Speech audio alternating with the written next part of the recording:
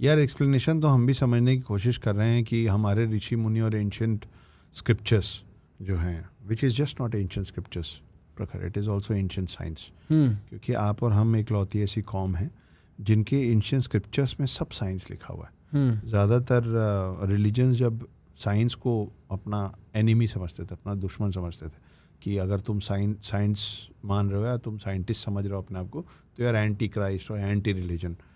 उस समय के भी पहले आपके जो स्क्रिप्चर्स लिखे हैं ना, उसमें बायोलॉजी, केमिस्ट्री, मैथ्स सब है ना। तो हम कभी उसके खिलाफ नहीं रहे, लेकिन मुझे भी ये समझना है कि इस तरीके की जितनी भी चीज़ें हैं, जैसे वो अभी हम बात कर रहे थे कि माला में 108 बीट ही क्यों होता है। मतलब usually when you think of a number, it never can be 108। You think 100, you think in round figures, right? Yes, है ना। 50 ज़्यादा हुआ तो भाई चलो हम हिंदू हैं, हम शुभ अंक दे, तो फिर वो 101 हो सकता था, 51 हो सकता था, 101 हो सकता, 151, 108 क्यों? योगा में भी 108 कुछ उसका भी सिग्निफिकेंस रहता है। हाँ, मेरे को कोई बता रहा था रिसेंटली। हाँ, तो वो, और मैथमेटिक्स में तो खैर है ही मैजिकल नंबर, राइट। वो तो सभी हर स्टूडेंट को पता रहता है कि 9, हाँ, हैक होता है वो मल्टीप्लिकेशन का ना। वो इंटरेस्टिंग है। हाँ। लेकिन वो हमारे हिंदू धर्म से उसका इतना लगाव क्यों है, वो मैं ढूंढ रहा हूँ। मेरी एक शिकायत है जी, मैं ना, और मतलब ये आपसे नहीं है, मेरी एक कुछ टाइम से शिकायत है। मेरे को हमेशा इस टाइप की जब भी कॉन्वर्सेशन घर पे या कभी किसी अंकल से होती थी ना, जहाँ पे कोई कहता था कि देखो हिंदुइज्म कितना साइंटिफिक है, मैं हमेशा कहता था कि हाँ, बहुत इंस्टेंसेस हैं। इनफैक्ट ऐसा भी है कि हिस्टोरिकली एक बड़े कल्चरल अम्ब्रेला के अंडर भी साइंस भी हो रही थी, और रिचुअल्स भी हो रहे थे, और प्रार्थना भी हो रही थी, और पूजा भी हो रही थी, और आर्ट भी हो रहा था, सब हो रहा था। लेकिन कभी कभी जब हम साइंस से रिलीजन की टक्कर लेने लगते हैं, और टक्कर के साथ फिर उसको फोर्सफुली उसकी शादी कराते हैं कि देखो यहाँ पे भी साइंस है, देखो यहाँ पे भी रिलीजन है, मेरे को लगता है उसकी क्या ज़रूरत है। मेरे को लगता है इनको अलग अलग छोड़ दो। कुछ चीज़ें ऐसी हैं रिलीजन में जो साइंटिफिक नहीं भी हैं, कोई फ़र्क नहीं पड़ता, और कुछ चीज़ें साइंस में ऐसी हैं जो रिलीजन के प्री सपोजिशंस को डायरेक्टली कॉन्ट्राडिक्ट करती है। Correct. उसको भी रहने दो। ये फाइट प्रखर हमारे एंड पे कभी शुरू हुआ ही नहीं था, है ना। क्योंकि अगर हमारे एंड पे शुरू हुआ होता तो इतने हज़ारों साल से जो रिचुअल्स हमारे चले आ रहे हैं वो अब तक होते ही नहीं, वो आज तक है ना। तो ये जो सवाल आता है ना कि इसको साइंस से इसकी शादी करवा दो, ये जो साइंस से हर चीज़ को लॉजिकल एक्सप्लेनेशन में एक बॉटल बना दिया गया, और जो इस बॉटल के अंदर फिट होगा वही साफ है। ये जो सिस्टम है ना, ये वेस्टर्नाइज्ड कल्चर से we for some reason which I am not happy about, but that is a fact. तो आपको और मेरे को बोलना और मानना पड़ेगा। हम लोगों को ना वेस्टर्न कंट्रीज़ के वैलिडेशन की आदत हो गई। हर वो चीज़ जिसमें वो हमको वैलिडेट ना करें, तो ना एक जस्टिफिकेशन की हम लोगों को आदत पड़ गई। कि मैंने कहीं पे कहा था कि जैसे हम अपने पीपल और बरगद के पेड़ में सूतली बांधते हैं, पूजा करते हैं, तो जब उन्होंने बोला कि बेवकूफ़ हो तुम लोग, पेड़ को में सूतली बांध के पूजा क्यों कर रहे हो, and what is the specification, like why only this पेड़, राइट। अभी भी मैं आपको बोल रहा हूँ 140 करोड़ लोगों में 100 करोड़ से ज़्यादा लोगों को पता नहीं होगा, जो बचपन से देख रहे होंगे, राइट, है ना। मेरे को भी नहीं पता। हाँ, आप किसी भी रिलीजन के हो, आई am not talking about religion, पर आप अगर इस देश में, तो आपने देखा होगा कि पेड़ में सूतली बंधा हुआ है। बिल्कुल, खास करके पीपल पेड़, बरगद पेड़, जी, है ना। हाँ। तो मैं आपको एक और कहानी सुनाता, लेकिन ये मेरी मनगढ़ंत कहानी है। अच्छा। आपको ये समझाने के लिए कि क्या हुआ होगा। आज की डेट में 2 प्रॉब्लम है। पहला, हमने बात की कि हमको वहाँ से वैलिडेशन चाहिए होता है। दूसरी, मैं आपको बता रहा हूँ कि वो जो बोल देते हैं ना, हमको लगता है बस इन्होंने बोला तो करेक्ट। जैसे आप और मैं बचपन में जब अपने टेक्स्ट बुक्स पढ़े हैं, तो उसमें आपको एक डायग्राम वेगली याद आएगा, जब हम ऑक्सीजन और कार्बन डाइऑक्साइड हमको सिखाया जा रहा था कि एक तरफ एक पेड़ का डायग्राम बना है, एक तरफ एक ह्यूमन का डायग्राम बना है, पेड़ से एक लाइन खींची हुई है एरो करके, और उसके ऊपर लिख दिया गया ऑक्सीजन। आदमी की तरफ से एक लाइन खींची हुई है पेड़ की तरफ, और उसमें लिख दिया गया कार्बन डाइऑक्साइड, है ना। तो जब ये हमको बोला गया, तो हमने और आपने ये बात मान ली कि हाँ, किताब में लिखा है, सही लिखा है। पहले के लोग ना इतने आसानी से मान नहीं लेते थे। उनको चाहिए होता था कि मतलब हमको प्रमाण चाहिए, साइंस नहीं चाहिए, प्रमाण चाहिए। प्रमाण और साइंस अपने आप में अलग अलग चीज़ें। तो सोचो कि ऐसा कुछ हुआ होगा कि 4-6 प्रगाढ़ पंडित रहे होंगे, जिनको वेद पुराण सबकी समझ होगी, जिनको मालूम होगा कि भाई हर हवा ऑक्सीजन नहीं होती, ऑक्सीजन में बहुत सारे अलग अलग पदार्थ मिश्रित हैं। एयर में जी, सॉरी, हाँ, जी, ऑक्सीजन जी, में निकल गया मुंह से। हाँ। एयर में बहुत कुछ, तो पेड़ जो देता है, जो हवा देता है, उसकी तासीर अलग है, और इंसान जो हवा छोड़ता है उसकी तासीर अलग है जी। अब ये इनको फिर और चीज़ें समझ में आई होंगी, तो इनमें से कोई अब ये कोई चीज़ को सीखते थे, फिर सब अलग अलग दिशाओं में जाते थे लोगों को एजुकेट करने। हमारा पूरा मेडिकल साइंस वैसे ही रहा है उस समय, है ना जी, कि एक कोई गुरु बैठते थे, वो अपने शिष्यों को सिखा के, और उनका होमवर्क क्या होता था कि जो सिखाया गया उसको फैलाओ। बिल्कुल ओरल ट्रेडिशन थे हम। हाँ, पर ऐसा कुछ नहीं था कि जो हम सीख लिया हमारे पास रहेगा, कहीं जाने ना था। हम बोलते थे सबको सिखा दो, मतलब मानव उद्धार करो, है ना, यही होता था। तो सोचिए कि ऐसे ही कोई पंडित जिसको समझ में आ गया होगा, कोई पंडित, उस समय पंडित मतलब पढ़े लिखे, एग्जैक्टली जी। तो नहीं तो पता चला उसी में आपको मेरे को कोई घेर रहा है कि पंडित बोला है, तो पंडित तो पंडित ही था। तो कोई प्रगाढ़ पंडित किसी ऐसे गांव में पहुंचे होंगे जहाँ पे वो छोटा सा गांव होगा और वो घिरा हुआ होगा जंगलों से चारों तरफ से, ठीक है। और वहाँ पे क्योंकि पहले हर चीज़ बनाने के लिए लकड़ी की ज़रूरत पड़ती थी, सीमेंट तो होता नहीं था, ईंट तो होता नहीं था, है ना, हर चीज़ में लकड़ी लगती थी। तो खटाखट पेड़ कट रहे होंगे, तो वो आया होगा और वो बोला होगा, सुनो यार, पीपल का और बरगद का पेड़ मत काटो। तो वो बोले होंगे कि अच्छा आप आ गए कहीं से ऐसे करके और आपने बोल दिया मत काटो, तो हम मान लेंगे क्या? हाँ। नहीं मानेंगे हम। पीपल के पेड़ में लकड़ी बहुत निकलती है, बरगद का पेड़ पुराने होते थे, तो 10 पेड़ काटो उसकी जगह पुराना एक बरगद काट दो तो हिसाब बराबर है, तो फिर आदमी बरगद काटेगा ना। तो बोले अच्छा ठीक है। तो फिर अब ये जाहिलों को जिंदा भी तो रखना है, बिल्कुल, ये भी तो हमारी ही जिम्मेदारी है। हाँ। तो बोले होंगे कि सुनो, रात को ना जंगल में जाके सोना मत, पेड़ों में भूत रहते, क्योंकि डर काम करता था, आज अभी भी करता है, अभी भी करता है, बिल्कुल। तो पेड़ों में भूत होते हैं, इसलिए ये बात सुना है ना आपने, हाँ, पेड़ों में भूत, हाँ। पिशाच, और चुड़ैल, स्पेशली बरगद के पेड़ों में और पीपल के पेड़ों में जो होती है ये बात। हाँ, नहीं ये उस पे भूतों की बात नहीं होती है। अच्छा, हाँ, वो दूसरे पेड़ हैं जिसमें भूतों की बात होती है। अच्छा, मैं हाँ। आपको बताऊंगा। तो बोले कि जंगल में जाके सोना मत, जंगल में पेड़ों में भूत रहते हैं। फिर कोई बुद्धिजीवी खड़ा हुआ होगा, बोले कोई भूत उतने रहते, मैं सो के दिखाऊंगा उसको। मतलब कई बार कई लोगों की जिद होती है कि सामने वाले को गलत साबित करना है बस, खाली है वो, हाँ, या बहुत भरे हुए हैं वो, या बहुत भरे हुए हैं। उनको नया कुछ लेने की जगह नहीं बची है। हाँ। तो वो गया, वो जंगल में सोया, वो रात को निपट गया। सुबह बात फैली कि भाई वो तो जंगल में सोया मर गया। तो ये पंडित बोला, मैंने बोला ना रात को जंगल में पेड़ के नीचे नहीं सोना, मर जाओगे, भूत होता है। तो फिर एक बुद्धिजीवी जवान उठा होगा, बोला वो उसका तो मरने की उम्र हो गई थी, 60 का था, मैं जाता हूँ, मैं सो के दिखाऊंगा कि मैं तुमको गलत साबित करूंगा। ये आज भी ये टसल एजेड और यंगस्टर्स में चल रहा है। हाँ। जिसको आप कभी जनरेशन गैप बोलते हो, कभी बोलते हो कि तुम लोग तो कम पढ़े लिखे हो, पुराने ख्यालात के, जो भी। राइट। अब पट्टा गया होगा, वो रात को 2-3 बजे रात को दौड़ता हुआ आया, वापस आया होगा कि मेरे को सांस नहीं आ रही, मेरी सांस रुक रही थी, कोई चुड़ैल मेरे छाती पे बैठ के मेरा गला दबा रही थी। ऐसा बहुतों ने बोला हुआ है, पॉडकास्ट पे भी बोला हुआ है। अच्छा, किसने बोला हुआ तेरे को पता है? अच्छा, हाँ, कि मुझे ऐसा लग रहा था, मुझे भी याद नहीं किसने बोला, लेकिन I have heard it somewhere, अच्छा, ऑन अ स्क्रीन, कि मेरे को ऐसा लगा कि मेरे छाती पे चुड़ैल बैठ के, ये वो बोल रहा है, छाती पे चुड़ैल बैठ के मेरा गला दबा रही थी, मेरे को सांस नहीं आ रही थी। पंडित जी ने बोला, मैंने बोला था ना चुड़ैल रहती है, भूत रहता है, अब मत सोना। अब नई प्रॉब्लम हो गई, क्योंकि बीच में गांव है, चारों तरफ जंगल है, जंगल के उस पार खेत है यार, रात को जाना है ना पानी डालने। बोले अब तो कोई जाने को तैयार नहीं, बोले जंगल में तो भूत रहते हैं, हम नहीं जाएंगे, हम नहीं जाएंगे। तब उन्होंने बोला होगा कि नहीं, सारे पेड़ में भूत नहीं रहते हैं, पीपल और बरगद को मत काटना, उसमें भगवान का वास होता है। अच्छा, उसको नहीं काटना, उसकी पूजा करो, उसको काटना मत, क्योंकि उसमें भगवान रहते हैं। पीपल और बरगद काटोगे तो पाप लगेगा। तो जंगल में जिन पेड़ों में भूत प्रेत रहते हैं, उनसे तुम्हारी सुरक्षा करेगा पीपल और बरगद का पेड़, क्योंकि उसमें भगवान वास करते हैं। अब इसके ये कहानी आपको मेरे को मालूम है, है ना, इसलिए इनकी पूजा होती है और रात को पेड़ के नीचे नहीं सो, ये सब सुना है। लॉजिक सुनो, कमाल का लॉजिक और सही लॉजिक। लॉजिक ये है,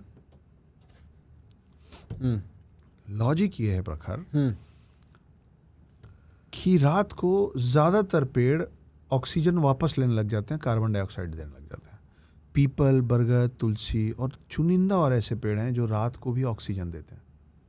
अच्छा। तो अगर आप एक पूरे जंगल से सारे पीपल और सारे बरगद काट दोगे और बीच में आपका घर है ना, तो आप रात को ऐसे भी मर जाओगे आउट ऑफ सफोकेशन। राइट। आपको सांस ही नहीं आएगी, क्योंकि सांस उस आसपास के एरिया में बचेगी नहीं, ऑक्सीजन ही खत्म हो जाएगा।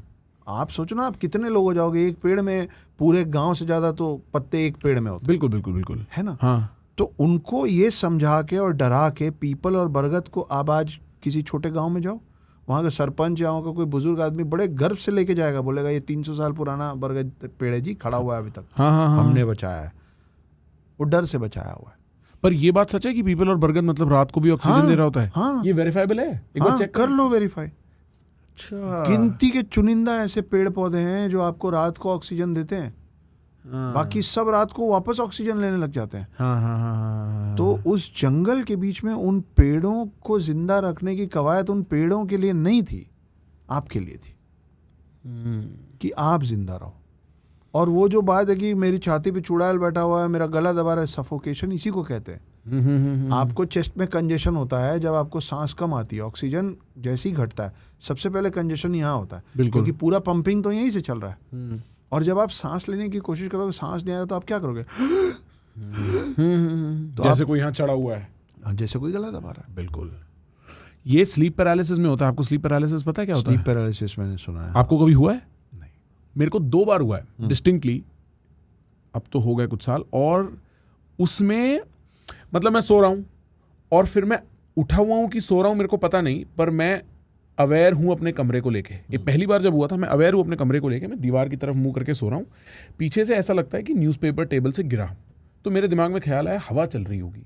फिर मेरे को ख्याल आया कमरे में हवा चलने का क्या अर्थ है, और उतने में हंसने की आवाज़ आई, बिल्कुल पतली, हा हंसने की। और मेरे को सिर्फ एक चीज़ पता थी, हिलना मत, अभी हिलना मत, ये चला जाएगा, हिलना मत। हिलना मत, मतलब you need to pretend as if you don't know. और मैं बस बैठा रहा, मतलब लेटा रहा। और फिर वो आवाज़ चली गई और मेरे को ऐसा लगा कि कोई वो हवा जो है धीमे धीमे करके मेरे पास आई। अभी भी मेरे को रोंगटे खड़े हो गए, मेरे को सुन के भी घबराहट हो। हाँ। और फिर वो चली गई और फिर मैं उठा तो ऐसा लगा कि मैं पहले शायद सो रहा था या उठा हुआ था, कुछ पता नहीं। तो इतना कंफ्यूजिंग सा एक्सपीरियंस होता है, बहुत लोगों को होता है। मेरे को 2 डिस्टिंक्ट बार, दूसरी बार तो मेरे को पता था, सुन कुछ नहीं है, 2-2.5 minute, but the fear you feel is not like any other fear. I need to add on. हाँ, एक कहानी सुनाता हूँ, ये मेरे साथ सच में हुआ है। I just didn't know whether, I still don't know whether this that I am gonna tell you falls under the sleep paralysis category और नॉट। मैं अभी जिस घर में रहता हूँ, मड आइलैंड में 34th फ्लोर पे खूबसूरत सा घर है मेरा। ज़्यादातर उस घर में कोई नहीं होता है, क्योंकि मेरा परिवार इंदौर में रहता है ना। तो मैं वहाँ पे सोया हुआ था और मैं आज भी घड़े में पानी पीता हूँ। तो मेरे साइड टेबल में एक घड़ा रखा है। 2-3 बजे रात को मेरी नींद खुली, घड़े में पानी नहीं था, मुझे पानी पीना था।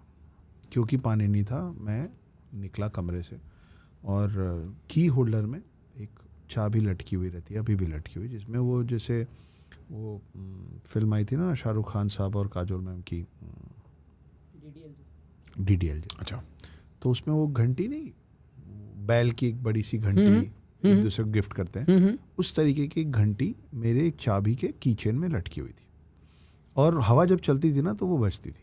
अब जब आप 34th फ्लोर पे रह रहे हैं तो आपको इस बात की चिंता नहीं रहती कि सारे खिड़की दरवाजा बंद करके सो, बिल्कुल कोई नहीं आएगा। हाँ, नो, है ना। तो वहाँ मच्छर मक्खी कुछ नहीं आता हमारे घर, तो खुला ही रहता है अमूमन। तो आप you can hear that sound like wind chime जैसे आवाज़ करता है।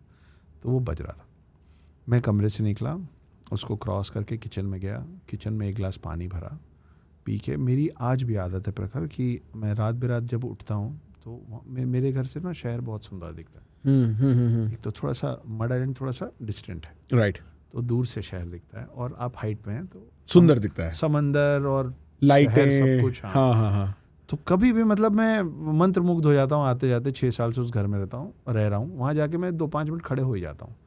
तो मैं पानी पीते पीते जा रहा था, मैं देखा अच्छा व्यू दिख रहा है, राइटर हूँ, कभी भी कुछ भी सोच लेता हूँ। तो वहाँ जाके खड़े हो गया, थोड़ी देर 5-1 मिनट खड़ा रहा। उसके बाद फिर I went back to my room. मैं अपने कमरे का दरवाज़ा खोला और मैं वहाँ सोया हुआ था। क्या बात कर रहे हो? हाँ प्रखर, मैं वहाँ सोया हुआ था और तब मैं उठा असल में, और जब मैं उठा ना तो मैं सीधे दरवाजे की तरफ देखा and there was more than 5 seconds of a confusion whether मैं जो खड़े होकर देख रहा हूँ सोए हुए को, मैं वो सोया हुआ बंदा हूँ, या अब जो मैं उठ के दरवाजे पे देख रहा हूँ कि मैं वहाँ खड़ा था, मैं वो हूँ। मेरे को गूज़बम्प्स। पता है मैं ना इन सब चीज़ों में I was very closed off to this, क्योंकि मतलब आई थिंक मेरी जनरेशन एक बड़ी ही एक रिवोल्ट में बड़ी हुई है, जब जैसे मतलब नो ऑफेंस बट हम बड़े हो रहे थे तब निर्मल बाबा टाइप के कैरेक्टर बड़े टीवी पे आया करते थे।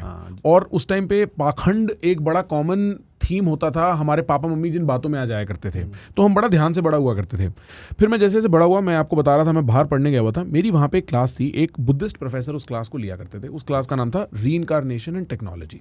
अरे और उसमें 2 थीम थे, एक तो था रीइंकार्नेशन का थीम जो Hindu Buddhist literature Jain literature में बहुत है, और दूसरा किस तरीके से टेक्नोलॉजी का इन सब चीज़ों के साथ रोल आएगा। और हमने वेस्टर्न यूनिवर्सिटीज़ के स्टडीड केसेस ऑफ कि किसी एक बच्चे को अचानक अपनी पुरानी लाइफ याद आ जाती है, डॉक्यूमेंटेड केसेस इस टाइप के एंड ऑफ लाइफ एक्सपीरियंसेस होते हैं, इंडिया में भी है। हाँ, मेरे दादाजी बताया करते थे, तो हम बोलते थे कि अच्छा मतलब आपके टाइम में मान्यता रही होगी। जब मैंने ये पढ़ना शुरू करा, फिर मैंने उसको एक बड़ी नए नज़रिए से देखना शुरू करा कि ये एक्चुअली ऐसी चीज़ें हैं ऑन द फ्रिंजेस जिसको साइंस बिल्कुल एक्सप्लेन नहीं कर पाता। नहीं कर पाता। और वहाँ पे आप एकदम से ऐसे हो जाते हैं क्या हो रहा है, लाइक व्हाट इज हैपनिंग, वो मानना भी नहीं चाहते हैं और वो झुटला भी नहीं पाते हैं। झुटला भी नहीं पाते। तो उसको लेके मेरे ख्याल से बेस्ट अप्रोच ये है कि आप एक क्यूरियोसिटी और ओपन माइंड के साथ चलो। आपने अभी जो रीइंकार्नेशन वाली बात की, उस पे मेरे को I have got something to add on. Tell me. अच्छी बात ये है ना प्रखर कि हम ये जो कर रहे हैं ना, वो ऐसा नहीं लग रहा है कि you are questioning and I am answering. मेरे को इंट्रोगेशन जैसी फीलिंग नहीं आ रही है। सर आर्ट ऑफ कॉन्वर्सेशन, हाँ प्रॉपर प्लग हियर। तो मेरे को ऐसा लग रहा है कि हम 2 लोग बैठ के बात कर रहे हैं जी। टेबल पे और चीजें होती तो और मजा आता, मगर इट्स ओके, नेक्स्ट टाइम। तो इनका हम तो मैं आई एम अ प्राउड हिंदू, तो मेरे पूर्वजों ने कुछ जो भी चीज़ें कही हैं मैं उस पर सवाल उठाना कम पसंद करता हूँ। इसका मतलब ये नहीं है कि मैं उसका लॉजिकल एक्सप्लेनेशन नहीं जानना चाहता हूँ या नहीं जानता हूँ, है ना। I am always in a quest of getting की ये कर रहा हूँ, वो तो आप नहीं आंसर मिलेगा तो भी करूँगा क्योंकि पुराने या बड़ों ने बोला है, मगर ये पता चल जाए कि ये मैं क्यों कर रहा हूँ तो और मज़ा आ जाए। हाँ, और ज़्यादा उस पर डेडिकेशन लेवल बढ़ जाएगा। तो मैं रीइंकार्नेशन मानता तो हमेशा से था। एक्चुअली मैं आपको इस बार 2 कहानी सुनाता हूँ। दोनों चीज़ें अभी रिसेंट पास्ट में मेरे साथ हुई हैं। तो कई बार ऐसा होता है ना प्रखर, बिकॉज आपकी थोड़ी सी पहचान हो गई, 4 लोग आपको पहचानते हैं, तो आपको कहीं कोई बुलाता है, आप प्रेम में जाते हैं, और जब आप वहाँ पहुँचते तो पता चलता है कि वहाँ और 15 लोग को बुलाया हुआ है क्योंकि आप आ रहे हैं। ऐसा हो जाता है कि आपको बेच दिया गया है 15 लोगों को आगे। हाँ, जो भी आपकी पहचान को। हाँ, कि मतलब हम इसको जानते हैं, ये उन 15 को पता चल जाए। जी मैं समझ गया बिल्कुल। तो ये होता है, अब सबका अपना अपना तरीका। तो हम ऐसी किसी जगह गए और वहाँ अंदर घुसने के बाद हमको लगा कि अच्छा मतलब ये 4 लोग की बैठक नहीं है, ये 40 लोगों की बैठक है। और वहाँ पे और लोग भी आए हुए थे, तो उसमें कोई पंडित जी आए हुए थे। मैं यूजुअली मैं नहीं पसंद करता हूँ कि कोई मेरा हाथ देखे या माथा देखे या कुंडली देखे। तो वो बैठे और अब उनको मैं क्या करता हूँ, मैं क्या लिखता हूँ, मैं क्या बोलता हूँ, तो सबको पता है। उनको ऐसा लग रहा था कि मैं इस टेबल को इन्फ्लुएंस करूँ, तो उन्होंने मेरे को बनाया टारगेट कि हम अक्षत जी, हम आपके बारे में कुछ बताएंगे। सब लोग भयंकर इंटरेस्टेड, देखते हैं पंडित जी अक्षत के बारे में क्या बताते हैं। और मैं ऐसे बैठा हूँ कि क्यों कर रहे हो तुम लोग मेरे को यहाँ बुला के मेरे साथ ऐसा। पंडित जी को अटेंशन होल्ड करनी आती है भाई। हाँ, और अच्छा मैं वहाँ से जा नहीं सकता, है ना, वो रूड हो जाएगा। तो कई बार आप अपना मन कई जगहों पे सिर्फ इसलिए मार लेते हो कि दूसरों का मन है जी। But I was not taking him seriously and that was my mistake. He did something which was just unbelievable for me. अच्छा जी। ऐसे 2 अलग अलग पंडित 2 बार मेरे साथ अलग अलग वाक़ये किए हैं, जिसके बाद मेरे को I am compelled to take them seriously. Really? Yes. तो एक ये हुआ कि उन्होंने बोला कि आपका पिछला मतलब you had a lot of incarnation, this is not your first human incarnation, आपके कई हुए हैं जिसमें से एक बार आप ब्राह्मण योनि में पैदा हुए थे, ब्राह्मण योनि में, हाँ? और कोई सोल्जर आपको 2 टुकड़े में काट दिया था, यू वर मर्डर्ड, और आपके बॉडी का 2 पार्ट कर दिया गया था। एक part your family and people around you they never found, तो बचे आधे शरीर के साथ उन्होंने आपका अंतिम संस्कार कर दिया था। अब अभी तक आपको क्या लग रहा है कि तो कोई भी कुछ भी बोल दे, हु केयर्स। मेरे को वहाँ ऐसा नहीं लग रहा था, ऐसा मैं इसलिए नहीं लग रहा था क्योंकि उस पंडित जी को और किसी को भी जो मुझे अब में जानते हैं उनमें से किसी को ये नहीं मालूम है कि मेरे पेरेंट्स लव मैरिड हैं। मेरे फादर का सरनेम गुप्ता है और मेरी माँ जो है वो उच्च कोटि ब्राह्मण है। तो मेरे को बचपन से मजाक में बोला गया है कि तू आधा ब्राह्मण है, और मैं खुद मजाक में बोला हूँ अपने दोस्तों को कि मेरे को छेड़ोगे तो मैं श्राप दे दूंगा, दोनों टांग टूटने का अगर श्राप दूंगा ना तो आधा तो लग ही जाएगा, एक तो टूट ही जाएगा क्योंकि मैं आधा ब्राह्मण हूँ। और ये आदमी जो मेरे बारे में कुछ नहीं जानता है वो मेरे को बोल रहा है कि आप ब्राह्मण थे और आपके आधे शरीर का अंत्येष्टि हुआ था। ओह हाँ, अंतिम संस्कार आपके आधे शरीर का हुआ था, आपका आधा शरीर मिला नहीं। और आपको आपके देश के बारे में मैं बताता हूँ और अब ये थोड़ा सा सीरियस बात होने वाली है। मैं अपना परिचय अब जहाँ भी देता हूँ मैं बोलता हूँ कि hi, my name is Urmila पुत्र Akshat Gupta, I am a full time house husband, part time author, screen writer, poet and lyricist. लोग मुस्कुराते हैं, उनको अच्छा लगता है कि ये थोड़ा यूनिक है। नहीं बॉस, मैं यूनिक नहीं हूँ।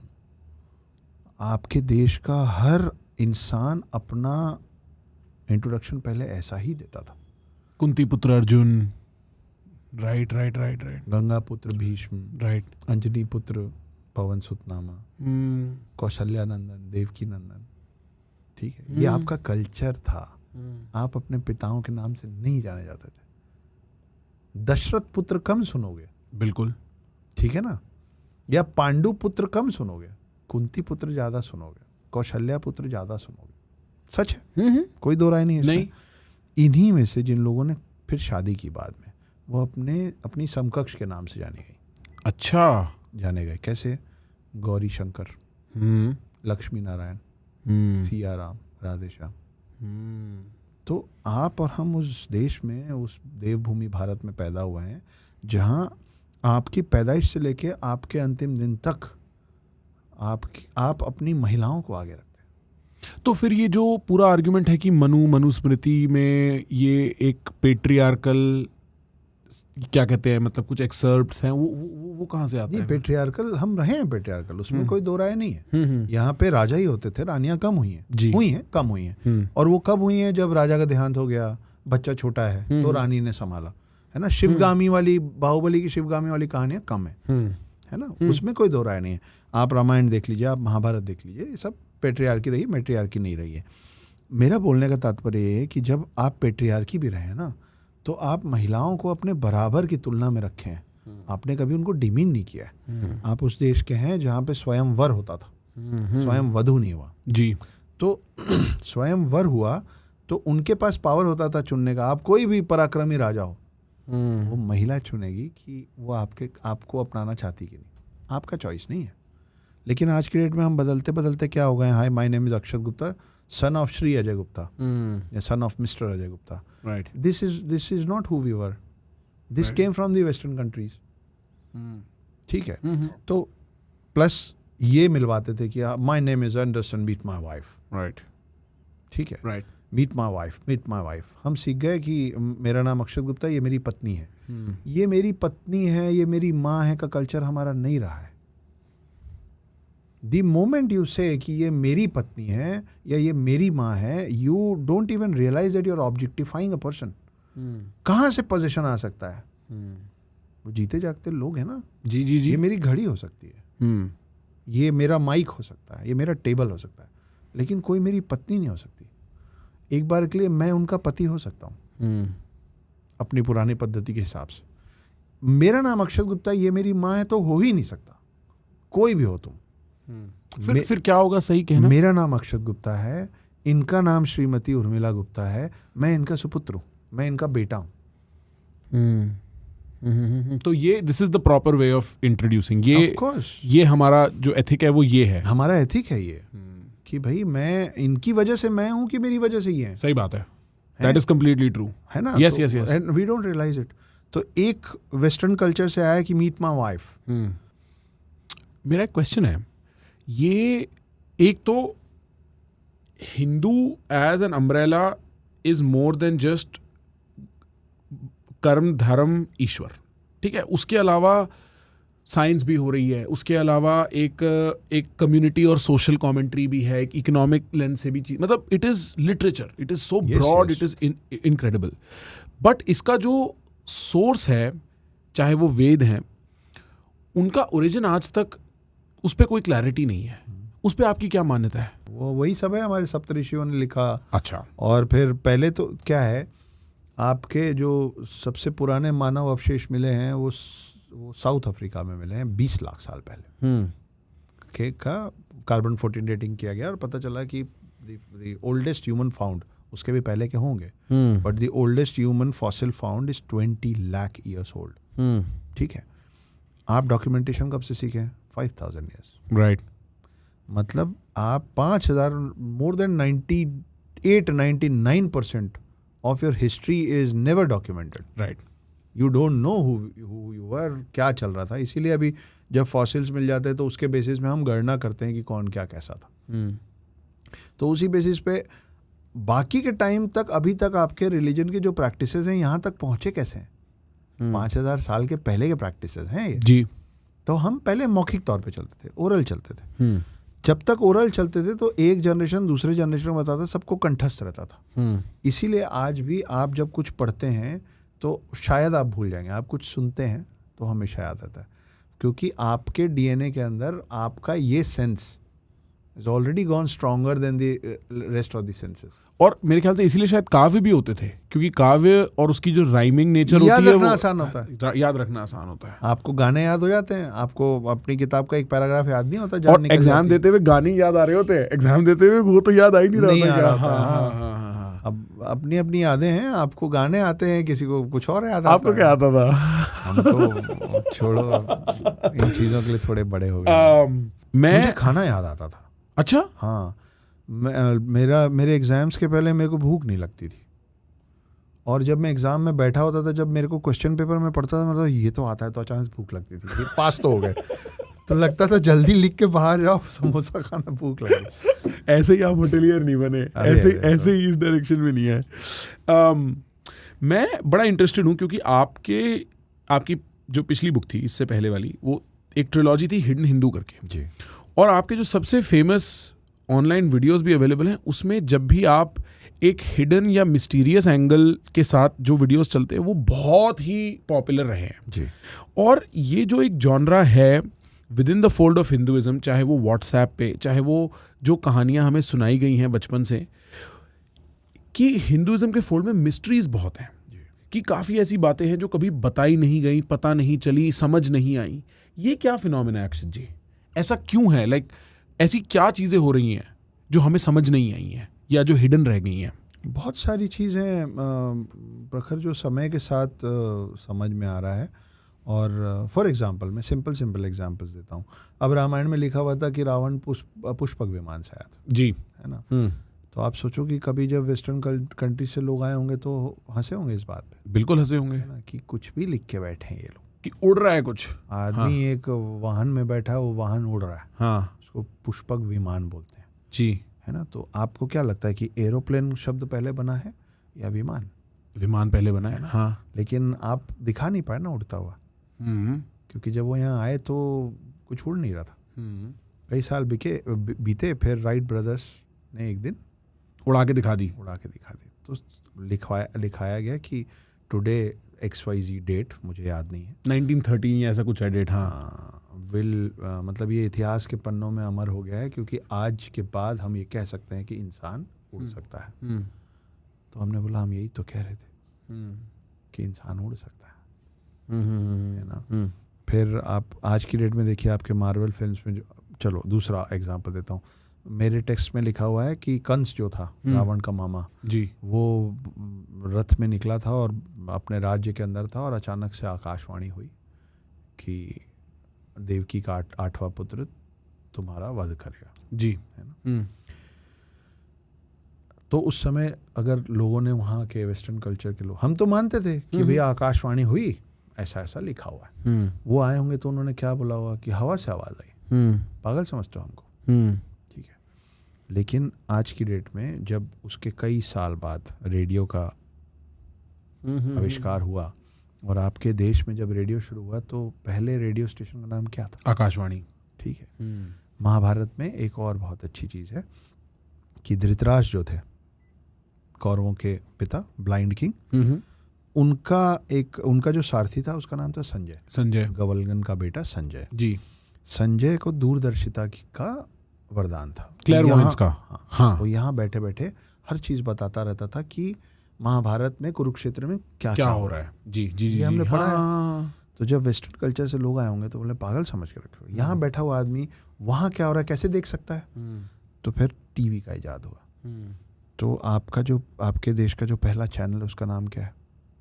टीडी, दूरदर्शन जी, है ना। तो उसको दूरदर्शन का ही तो वरदान था। जी जी जी जी जी। तो हर वो चीज़, 3 तो मैंने आपको उदाहरण दे दिए, हर वो चीज़ जिसको पहले इन्होंने बोला होगा कि मिथ्या है, कल्पना है, मन से सोच लिया है, वो सब उन्हीं लोगों ने तो फिर करके दिया है ना। तो आज की डेट में अगर मेरे पन्नों पे ये लिखा हुआ है कि हम तपस्या करते थे और भगवान अचानक से प्रकट हो जाते थे, तो आप मेरे को इस पॉडकास्ट में लिखित में देंगे कि आने वाले 100 साल में टेलीपोर्टेशन शुरू नहीं होगा? मतलब टेलीपोर्टेशन के साथ साइंटिफिक प्रॉब्लम्स तो है ही, अभी प्रॉब्लम्स तो इसके साथ भी था। जी जी आप जी। कब सोच सकते थे कि कहीं पे टावर लगेगा और आप फोन उठाएंगे और सामने वाले की आवाज आ जाएगी? हाँ, तो आज से 2000 साल पहले कोई ये सोच सकता था कि प्रखर और अक्षत आमने सामने नहीं बैठेंगे तो भी बात कर लेंगे? जी सही बात है, नहीं सोच सकता, नहीं सोच सकता था। हाँ, हो गया ना। हाँ, तो आज जो नहीं हो पा रहा है वो आगे भी नहीं होगा, इसका प्रमाण कहाँ है? तो ये इसको आप एक क्रिएटिव विजन कहोगे या एक लॉस्ट टेक्नोलॉजी की कैटेगरी में रखोगे? जो दोनों। एक क्रिएटिव विजन इसलिए कहूंगा क्योंकि हर वो चीज़ जो अभी क्रिएट नहीं हुई उसको आप मिथ्या या विजन बोल देते हैं जी, है ना। तो वहीं से अब आपने कभी इस्लामिक माइथोलॉजी शब्द सुना है? क्रिश्चियन माइथोलॉजी नहीं। हाँ, नहीं। Jain mythology, Buddha mythology, Sikh mythology नहीं। आपने सिर्फ हिंदू माइथोलॉजी सुना है? जी। माइथोलॉजी शब्द आता है मिथ्या से, जी, मिथ से, है ना। मिथ्या मतलब कल्पना, ठीक है। अगर मैं इन सब चीज़ों को कल्पना मानूंगा तो मैं हिंदू शब्द के साथ माइथोलॉजी लगा लूँगा। अगर मैं उसको सच मानूंगा तो फिर मैं माइथोलॉजी नहीं बोलूँगा, फिर मैं सत्यालॉजी बोलूँगा। मैं सत्यालॉजी बोलने वाला व्यक्ति हूँ। हर वो चीज़ जो प्रमाणित नहीं है अभी तक, उसका ये मतलब थोड़ी ना है कि वो रही ही नहीं होगी। फिर वापस अपन पीछे आते हैं। आपने कभी देखा है ऑक्सीजन आपके अंदर जाते और कार्बन डाइऑक्साइड छोड़ते? नहीं। मान लिया ना, है ना। आप उस धरती में पैदा हुए हैं। हम नासा का इंतज़ार नहीं कर रहे थे यार कि किसी दिन वो एडवांस टेलीस्कोप बनाएंगे और बोलेंगे कि सुनो ये 9 प्लैनेट्स घूम रहे हैं, बीच में सन है और उसको हम सोलार सिस्टम बोलते हैं और बहुत साल में एक बार मिल्की वे है। लेकिन आप इसका क्यों इंतज़ार नहीं कर रहे थे? मैं बोल रहा हूँ क्योंकि मुझे भी नहीं पता, ये किसी को नहीं पता है, लेकिन आपके ऋषि मुनियों को मालूम था कि 9 ग्रह हैं। उन्होंने नाम दे रखे हैं नासा के बनने के पहले से कि ये 9 ग्रह हैं, इन ग्रहों का यही आप पे असर होता है। इसको हम सौर मंडल कहते हैं, जिसमें 9 प्लैनेट जो हैं वो सूर्य के इर्द गिर्द घूम रहे हैं, इसलिए सूर्य को देव बोला गया है। पृथ्वी के साथ देव नहीं लगता, सूर्य के साथ देव लगता है, क्योंकि आपके पूर्वजों को आज से 5000 साल पहले भी मालूम था कि ग्रह घूम रहे हैं, आप घूम रहे हो। सन जो है वो स्टैटिक है, ठीक है। तो वो वेट नहीं कर रहे थे कि नासा और वेस्टर्न कंट्रीज आपको आएंगे। तो अब आप मेरे से इस बात पे लड़ सकते हैं कि नहीं ये बात तो तुम ठीक बोल रहे हो, लेकिन उनको पता कैसे था? ये हमें नहीं पता, ये हमको नहीं पता। नेकेड आइज से कैसे देखोगे आपकी 9 प्लैनेट्स से? यहाँ से तो समझ ही नहीं आता तारे और प्लैनेट्स का फर्क आप और मैं नहीं बता सकते। जी जी जी जी। मगर उन्होंने, आप 9 ग्रहों की पूजा आज से थोड़ी ना कर रहे हो यार। ये भी काफ़ी क्रेजी एंगल है, मैंने कभी सोचा नहीं कि हमें पहले से इनके 9 हैं, 9 के नाम क्या हैं और ये सब हमने वो कर रखा था। हमने कर रखा है। नासा आज की डेट में आपको बताता है, पूरे विश्व भर में एक साथ न्यूज़ चलने लग जाती है कि इतने साल बाद ये वाला सोलार इक्लिप्स आ रहा है जो आखिरी बार इतने 100 साल पहले आया था। आप मेरे गांव के पंडित के किसी भी बरगद के पेड़ के नीचे बैठे हो, नॉर्मल से ब्राह्मण पंडित के पास जाइए जिसको पंचांग पढ़ना आता, आपका हिंदू कैलेंडर जी, आप और मैं अब जो कैलेंडर देखते हैं जो आपके मेरे फ़ोन पे होता है वो western Christian Gregorian calendar calendar, आपके कैलेंडर में आज से 100 साल 200 साल आगे का सारा सोलार इक्लिप्स लूनार इक्लिप्स उन लोगों को कैलकुलेट करना आता है जिनको मैथमेटिक्स नहीं आता। आप समझ रहे हो, उनको मैथ्स नहीं आता, उनको अंग्रेजी नहीं आती, उनको पाइथागोरस थ्योरम नहीं आता, लेकिन वो उसके पास इतना गरीब है वो कि उसका कुर्ता फटा हुआ है, उसकी धोती में छेद है, वो आपको बता देगा और एग्जैक्ट बता देगा जो नासा आपको बता रहा होगा। तो इट इज़ अ साइंस, हवाबाजी में कोई नहीं बता सकता। और उसके हिसाब से हमारा सब कुछ है, हमारा हर त्यौहार उस हिसाब से है। तो हमको मालूम था ना कि प्लैनेट्स का मूवमेंट कैसे चल रहा है, तो तब तो आप बता पा रहे हो कि सोलार इक्लिप्स और लूनार इक्लिप्स कब होगा, किस बेसिस पे बता रहे हो। इट्स अ साइंस ना। Very interesting. तो हम कभी उनसे पीछे थे नहीं, हमको धीरे धीरे समझा दिया गया कि हम जाहिल हैं। जाहिल तो वो लोग थे, क्यों बोल रहा हूँ मैं, जब उनके देश के लोग बच्चे 2 साल 3 साल के बच्चे ABCD सीखते थे ना, A for apple, B for ball, C for cat, D for dog, उस समय आपके देश के 2-3 साल के बच्चे पूरा संस्कृत में श्लोक पढ़ते थे और अर्थात करके उसका मतलब भी बोल पाते थे। ये सच है, ये आपका गुरुकुल है, आज भी है, ठीक है। तो वहाँ पे मतलब हमारा बच्चा जो बोलता था उसको प्रोनाउंस नहीं कर पाते थे। जब वो पहली बार आए थे तो उनको समझ में आया कौन लोग हैं ये, इनके पास किसी चीज़ की कमी नहीं है, इनको दुनिया मतलब अपने देश के बाहर जाने की ज़रूरत ही नहीं पड़ रही, हम ही भटक रहे हैं, हम ही को कमी है। तब उन्होंने धीरे से आपके अंदर रोप इन किया, A for apple, B for ball, C for cat, D for dog, E for elephant, F for fan. मैं जानता हूँ कि आपको और मेरे को आज की डेट में अंग्रेजी आना ज़रूरी है, तभी आप उनसे कॉम्पीट कर पाएंगे या विश्व स्तर पे अपना एक फाइट कर पाएंगे। कोई डिबेट नहीं है जी बॉस। लेकिन ये कहाँ लिखा है कि ABCD सीखने के लिए A for apple, B for ball, C for cat सीखना है? आपको ABCD सीखना है ना, आप अपनी पद्धति से क्यों नहीं सिखा रहे हो? A फॉर अग्नि सिखाओ, A फॉर अंबा, अंबिका, अंबालिका सिखाओ। आप मुस्लिम हो तो A फॉर अल्लाह सिखाओ। आप किसी भी धर्म के हो, किसी चीज़ पे तो भरोसा करते होगे जी, किसी पे नहीं तो अपने आप पे तो भरोसा करते होगे, तो B फॉर बिलीफ क्यों नहीं सिखा रहे हो? किसी कल्चर के तो हो। अगर नास्तिक हो तो नास्तिकों का भी एक कल्चर है कि मैं पूजा नहीं करूंगा, वो मेरा कल्चर है, ठीक है। C फॉर कल्चर क्यों नहीं सिखा रहे हो? D फॉर धर्म क्यों नहीं सिखा रहे हो? E फॉर एलिफेंट सिखाना है। मैं तो हिंदू हूँ, मैं मेरे बच्चे को ऑलरेडी सिखाना शुरू कर दिया हूँ। मेरे छोटे भाई का बेटा है, कल उसका 3रा जन्मदिन था। अच्छा, आप उससे पूछेंगे वो तोतलाते हुए A to Z ये बोलेगा जो मैं बता रहा हूँ। आप उसको बोलेंगे E फॉर, तो वो E फॉर एलिफेंट नहीं बोलेगा, वो बोलेगा E फॉर एक दंत। अच्छा जी, और उसको मालूम है कि एक दंत के पीछे गणेश जी की कौन सी कहानी। एक दंत इसलिए बोला जाता है ना कि हाँ, उनका एक दांत तोड़ दिया गया। हाँ, F फॉर फैन सिखा रहे हैं, हाँ, F फॉर फेथ सिखाओ, B फॉर बिलीफ सिखाओ, F फॉर फेथ सिखाओ। ये करते करते परख हम लोगों को धीरे से सिखा दिया गया G फॉर गॉड। मैं खुद होली क्रॉस कॉन्वेंट स्कूल में पढ़ा हूँ बचपन में, छोटे से गांव में था, वहाँ वो पहुँच गए थे, मतलब पार्ले जी टाइप पहुँच गए वो सब जगह। तो वो सिखाते सिखाते G फॉर गॉड सिखा दिए। आपका भगवान गॉड है क्या?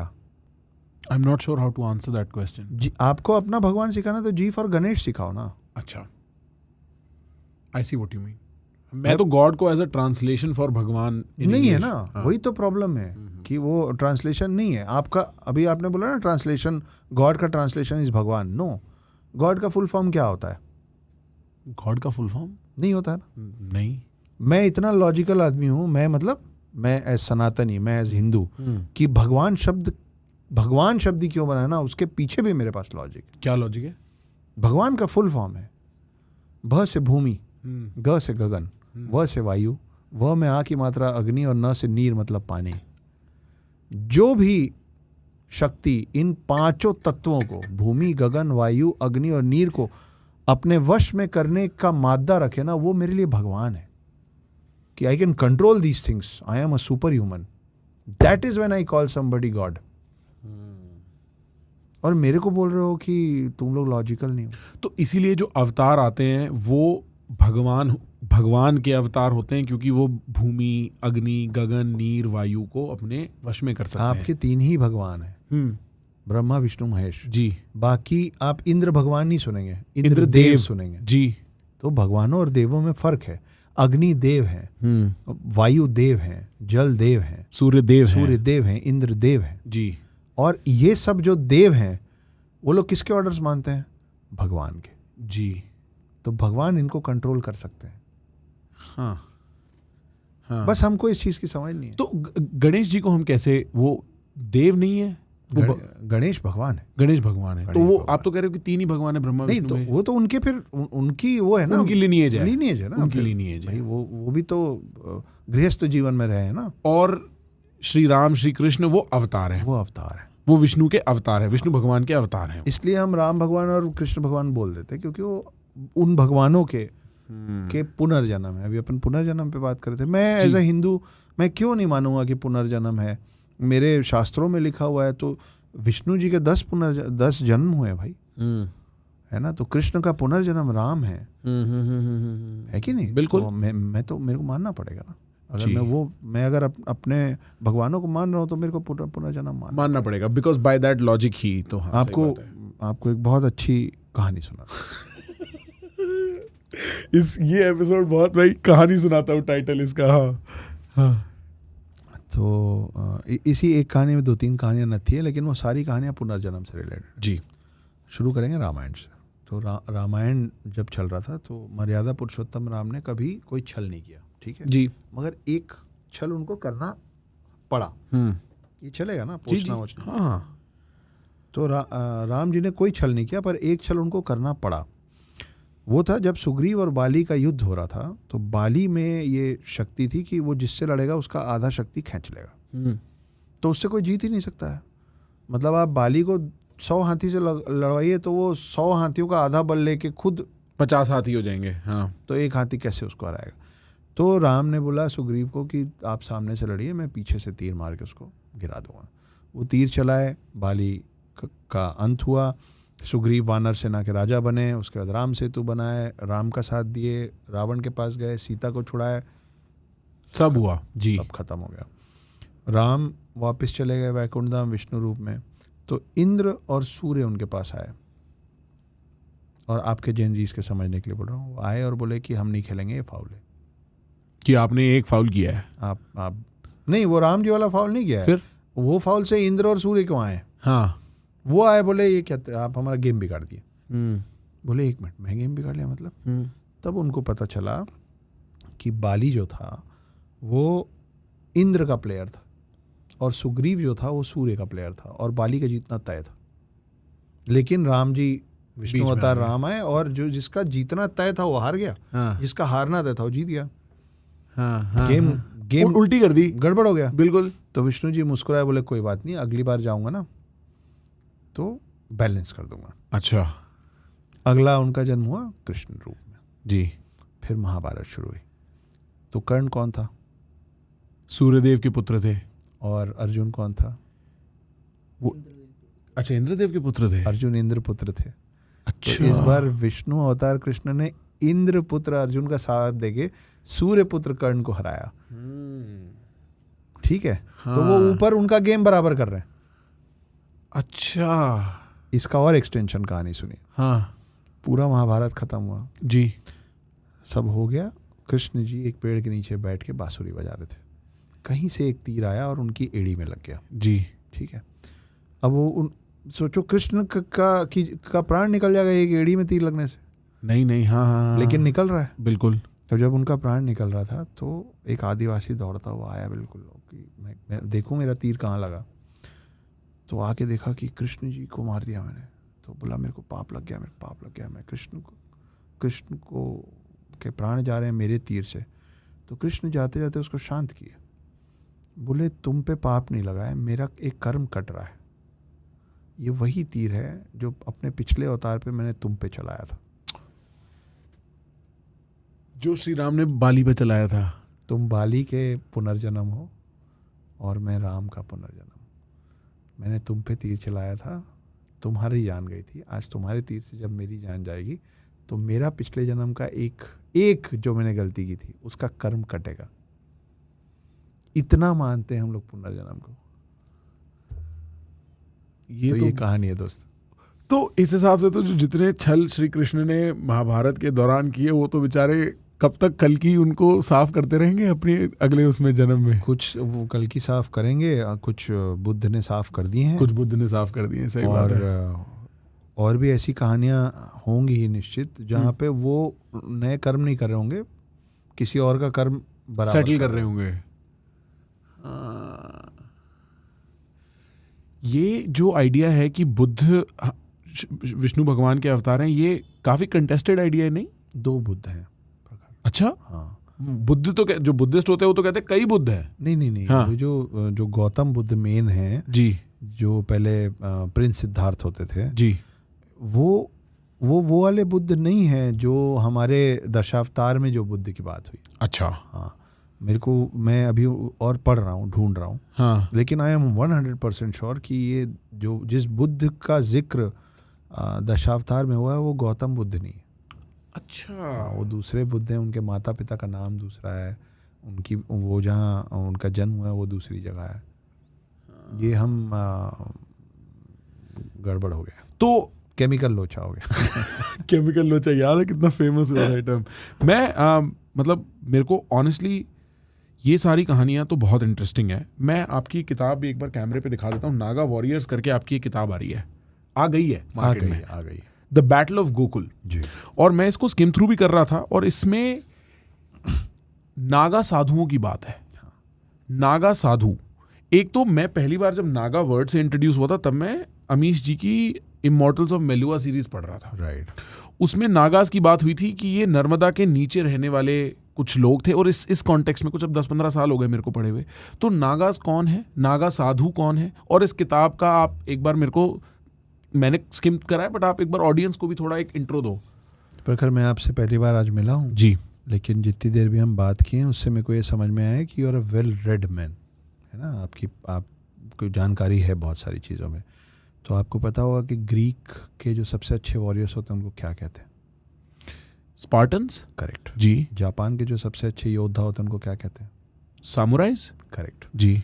ये सबको पता है, हमको ये नहीं पता है कि हमारे देवभूमि भारत के जो सबसे अच्छे योद्धा हैं उनको क्या कहा जाता है। उनको नागा कहा जाता है? वो नागा साधु हैं। अच्छा, वो नागा साधु हैं। जी। मतलब ये हमारे समुराय और स्पार्टन इक्विवेलेंट है। मतलब अनडाउटेडली, निसंदेह। अच्छा, उनका जो ट्रेनिंग होता है वो उतना रिगरस होता है जितना इन लोगों के बारे में हम, वही है ना कि हमारे साथ अभी कलेक्टिवली और इंडिविजुअली एक प्रॉब्लम ये चल रही है कि हम पूरी दुनिया जानना चाहते हैं सिवाय खुद के, है ना।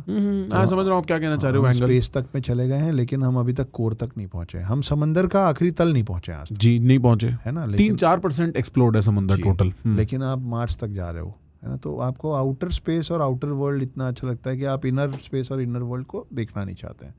अब जैसे इसी के एक्सटेंशन में मैं आपको एक चीज़ बोल रहा हूँ कि मेड्यूसा, आपने सुना ना? जी जी। ये भी ग्रीक माइथोलॉजी से आती है मेड्यूसा, वो आपको पता है जी।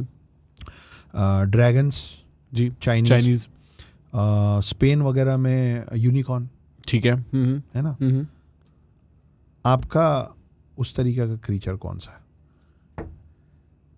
शेषनाग जी? नहीं, उसका नाम है नव गुंजरा। अच्छा। हाँ, उसका नाम है नव गुंजरा। वो इस शब्द का संधि विच्छेद है, 9 मतलब 9, तो नव गुंजरा 9, गुण मतलब क्वालिटीज जी, और जरा मतलब ओल्ड होता है। वो देखिए, ये नवगुंजरा है। ये नवगुंजरा है। तो पीकॉक हेड है ये पीकॉक हेड है। ये इसमें 9 अलग अलग बॉडी पार्ट्स हैं। जी। इंसान का हाथ है जी। सांप की पूंछ है जी। क्योंकि जो कुछ लोग सुन भी रहे होंगे तो उनके लिए एक बार चारों पैर अलग अलग है, देखिए आप। एक पैर मेरे को लगता है या तो घोड़े का या गाय का है, एक टाइगर का है, एक हाथी का है जी, और एक इंसान का हाथ है। इंसान का हाथ है। फिर उसका ऑक्स का हम्प है। ऑक्स का हम्प है जी। बॉडी किसकी है? जो टॉर्सो है।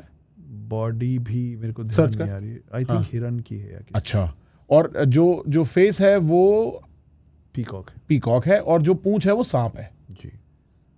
Is a mythical creature composed of 9 different bull, deer. हाँ, डियर की बॉडी है। हाँ, वही मैंने बोला हिरन की है जहाँ तक याद है मेरे को। रूस्टर का क्राउन भी है। अच्छा, सर पे क्राउन। फेस भी रूस्टर का है। अच्छा, पीकॉक का नेक है। पीकॉक का नेक है। अच्छा, ये देखिए, वेरी अब इंटरेस्टिंग। आप सोचिए कि हम लोगों की कमी ही तो होगी ना, हाँ, कि बाकी लोगों ने अपने मिथिकल क्रीचर्स हमको सिखा दिया, हमको हमारा नहीं पता। एक बार चिमेरा सर्च कर। काइमेरा कहते हैं, चिमेरा कहते हैं उसे, बिकॉज इसका एक इक्विवेलेंट ग्रीक उसमें भी होता है। इसमें भी मतलब कई सारे एनिमल्स मिक्स्ड। इसके बारे में मेरे को पता था।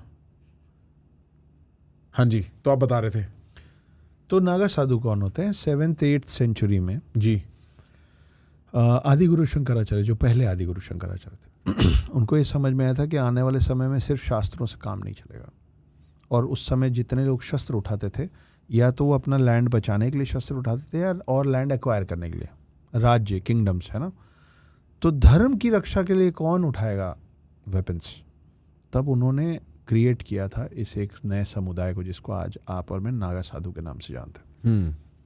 इनका कोई काम नहीं है सिवाय इसके कि इनको आपके और मेरे धर्म की रक्षा करनी। That is the sole mission given to them on the very day when they decide to become a Naga.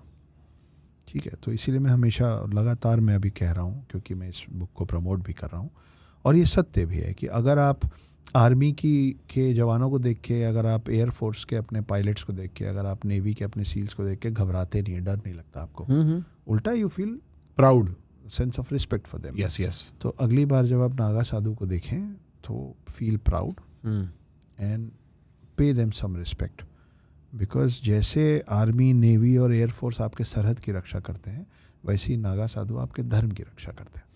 You will be surprise to know, if you don't know, कि टोटल अभी 4 लाख से ज़्यादा नागा साधु हैं इस देश में।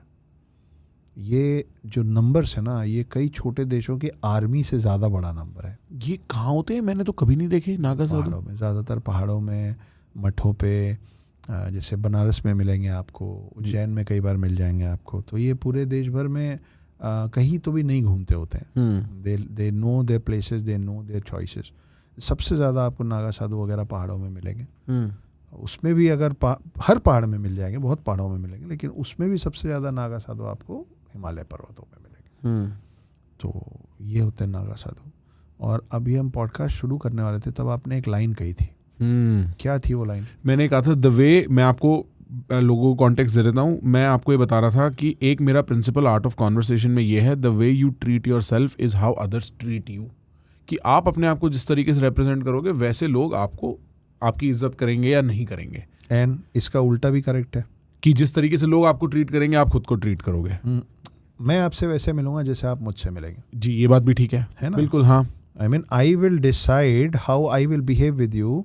That depends on how you will behave with me. बिल्कुल।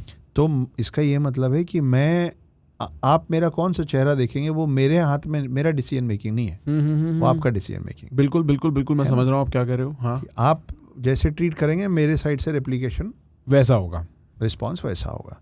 तो अगर आपको आपके धर्म के खिलाफ सुन के बुरा लगता है, गुस्सा आता है, और आप 4-6 लोगों के अगेंस्ट भी खड़े होकर ये बोलने को तैयार है कि मेरे से झगड़ा है, मेरे से बात करो, nothing against my religion, I will not tolerate it, तो आपके अंदर भी एक नागा साधु है कहीं ना कहीं। तो आपके भी 2 चेहरे हैं, मैं आपसे जैसे मिलूंगा आप वैसे ही मिलेंगे। ये सब को सोच के, और जब मैं ये किताब पे काम कर रहा था, you know, it happens that when you are working on a book, you yourself is an author, we deep dive into it, and वो 24 घंटे हमारे दिमाग में वो चलता रहता है ना। हम बाहर होते हैं तो दिमाग में कोई लाइन आ जाती तो हमको लगता है ये नोट कर लो, बिल्कुल जाके लिखना है। So never out of a book when you are writing a book. Yes. तो वो लिखते समय मैं एक समय में इतना ज़्यादा इनकी पूरी पद्धति और इनके ओवरऑल ऑरा से इतना प्रभावित था कि मैंने चंद लाइनें लिखी, जो मुझे लगता है कि हर हिंदू के लिए, हर सनातनी के लिए और हर नागा साधु के लिए तो है ही है। वो ये है कि तू शांति है, तू युद्ध है, 2 फेसेस। तू शांति है, तू युद्ध है, तू नरसिम्हा है, तू बुद्ध है। तू शांति है, तू युद्ध है, तू नरसिम्हा है, तू बुद्ध है। तू नमन है, तू प्रहार है। तू जीवन है, तू अंतिम संस्कार है। तू ढाल है, तू तीर की नोक है।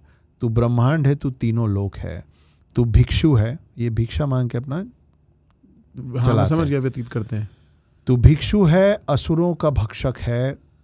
तू भक्त है, धर्म का रक्षक है। तू पुण्य है, तू पाप है, तू वरदान है, तू श्राप है। तू तू शोर है, तू मौन है, उनको चुनना है कि तू कौन है। तो ये होता है नागा साधु। कोई फोटो होगी नागा साधु? मैं देखना चाहता हूँ विजुअली कैसे दिखते हैं। जटा होती है, कम कपड़े पहने होते हैं। हर नागा साधु निवस्त्र रहे, न्यूड रहे ज़रूरी नहीं है। अच्छा। हाँ, वो उसमें भी कुछ ऐसे अखाड़े हैं, कुछ मठ हैं जिसमें वो उस पूरे मठ में सारे वैसे होते हैं। हाँ, देखो आप, सबके हाथ में आपको हथियार मिलेगा जी। गदा है, तलवार रखते हैं, ये त्रिशूल है इनके पास, है ना।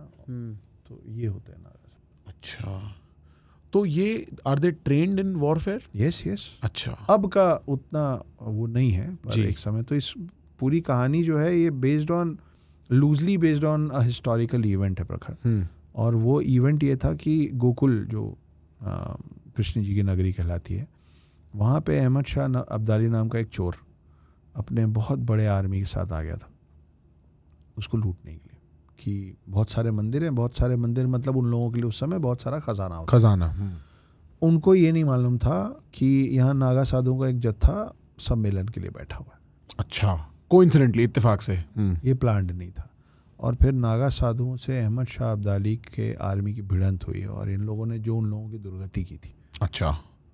Despite of being very very less in numbers. आपने 300 फिल्म देखी है? बिल्कुल देखी है। बस तो उसका और बहुत बड़ा रूप आपको इस बुक में, लेकिन बहुत मिस्टीरियस स्टाइल में मिलेगा। बहुत सारी ऐसी चीज़ें हैं that you will not C those things coming and you will be surprise कि ओह ये हो गया। तो जैसे 300 में बेसिकली स्पार्टा में पर्शियन आर्मी आ रही होती है और 300 स्पार्टन्स लड़ाई करने जाते हैं लाखों की सेना से। करेक्ट। उसी टाइप का कुछ है ये। हाँ, तो जैसे वो उनकी सच्ची घटना है। जी जी जी, है ना, वो हुआ था। फिर हाँ। अब जब वो उन्होंने फिल्म बनाया तो वो उसको थोड़ा मतलब फिक्शनलाइज करना पड़ता हाँ, है। ड्रामेटाइज कर दिया। वैसे ही आप देखिए सारागढ़ी वॉर। अच्छा, मेरे को नहीं पता इस बारे में। केसरी फिल्म आई थी अक्षय कुमार सर की। मैं सर पिक्चरें तो मतलब कम देखता हूं, हाँ, कम ठीक है। देखता हूँ। हाँ। सारागढ़ी वॉर ऐसे ही है कि एक छोटा सा सिख रेजिमेंट अफगानियों के खिलाफ एक किले को बचाने के लिए सब की जान गई थी, लेकिन गजब का युद्ध है। मतलब अच्छा अच्छा अच्छा अच्छा। मेरे ख्याल से 100 या 80 लोग थे 1000 या 5000 के खिलाफ। अच्छा, ओ वाओ। तो जो आपके गोकुल के लिए लिखा हुआ है ये है सारागढ़ी। सारागढ़ी रेजिमेंट है ये। जी जी। अच्छा, तो आपके ये गोकुल के इस वॉर के बारे में जो लिखा है वो लिखा है 3000 नागा साधुस अगेंस्ट 30,000 मैन। तो 1 for 10। और वो बहुत बुरी हालत कर दिए थे वो लोग उसकी। अच्छा। अहमद शाह अब्दाली की आर्मी की।